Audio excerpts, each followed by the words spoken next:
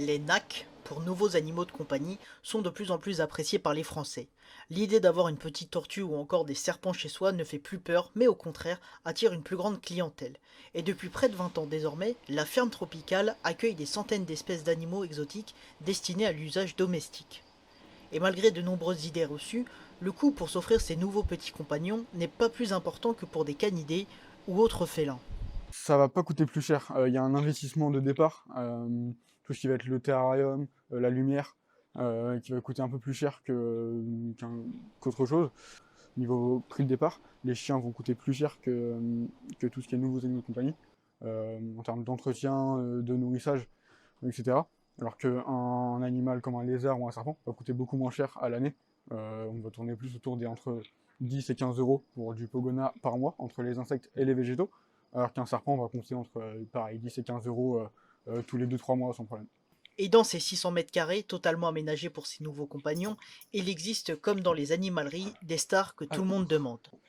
Bah voilà, du coup on a les pogonas qui sont ici, c'est vraiment l'animal le- pas le plus simple, mais du moment que les paramètres sont réunis pour que ça marche, il n'y a pas de souci. Ça va être lui, c'est un lézard qui est curieux, qui est sympa. Donc c'est pareil, ce qu'on va recommander aux débutants, mais aussi aux gens expérimentés qui ont besoin de compagnie, ou c'est un mec qu'on peut sortir aussi avec de la famille ou des enfants, donc c'est sympa. Comptez en moyenne une petite centaine d'euros pour ce petit lézard qui peut vivre entre 4 et 10 ans en captivité. La boutique ne se limite pas qu'aux reptiles à pattes, il y a bien évidemment les serpents, Vas-y. dont certains viennent même d'outre-Atlantique. Donc voilà, tout ce qui va être ici, ça va être de la couleuvre américaine, c'est du Pantherophis guttatus, du serpent des blés. Donc c'est cet animal qui va être pareil au niveau serpent, le plus répandu en terrariophilie. Pareil parce que c'est un animal qui va être simple de maintien, qui va pas être craintif, et qui va pas devenir très très gros non plus. Mais la véritable vedette pour les serpents ici, c'est bien évidemment le python royal. C'est un animal assez sympa. Ça devient un peu plus gros aussi que la couleuvre, ça fait 1m20, 1m30 pour les plus grosses femelles.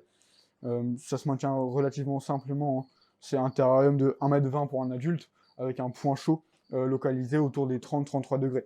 On va vraiment essayer de recréer son habitat, pardon. C'est un animal qui va vivre la nuit, plus particulièrement. C'est un animal aussi qui vient d'Afrique, du Bénin et du Togo, plus précisément. Mais si les grosses bêtes comme les boas ou autres pythons royales ne vous tentent pas trop, alors vous trouverez forcément un petit colocataire qui vous plaît, à la bonne taille, au niveau inférieur. Alors là, on arrive dans la partie amphibien du magasin. Pareil, les amphibiens, ça commence à devenir à la mode, mais les gens commencent vraiment à s'y intéresser de plus en plus. Ce qu'on va retrouver en premier, ça va être tout ce qui est dendrobates. C'est des petites grenouilles qui viennent d'Amérique du Sud. On en a quelques-unes ici. On en a quelques-unes ici aussi. Il y a plusieurs, pareil, localités différentes, et du coup de couleurs différentes. C'est assez sympa. Ça va vivre en groupe, à 3 ou 4. C'est assez sympa de les avoir dans un terrarium. Ça fait un petit coin jungle dans un appartement ou une maison, ça c'est sympa.